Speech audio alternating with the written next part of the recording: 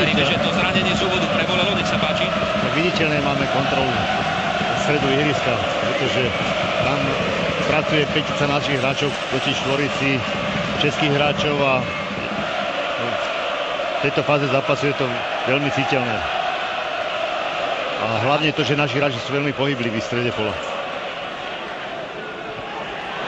To nebol faul, máme šancu, Filip Hološko, Filip, Šesták, prihraj Stanko, gól! Gól! Gól!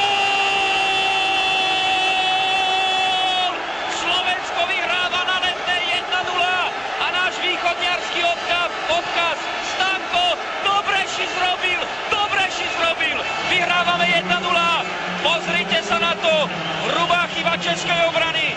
Víťazný súboj Šestáka, ktorému potom dal loptu Hološko.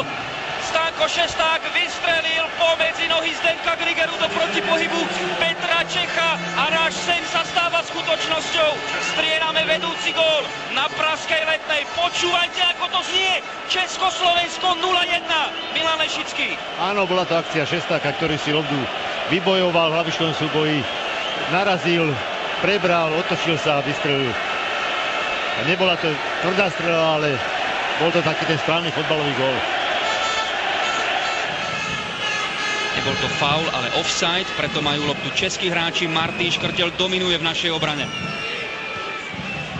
Hamšík.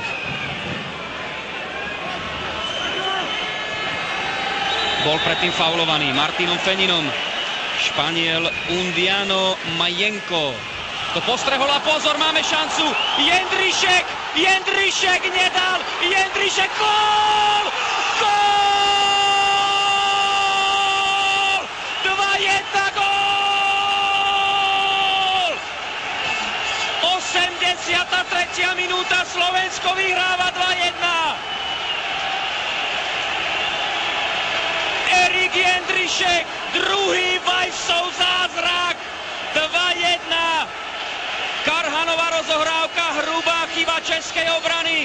Griger asi nerozumel s rozehnalom. Čech ešte zachránil pri prvej Jendriškovej strele, ale útočník Kaiserslauternu popod jeho telo zasúva loptu do siete. Slovensko má na dosah svoj historický kvalifikačný výsledok na ihriskách súperov najtvrdšieho rangu. Vyhrávame na Letnej 2-1.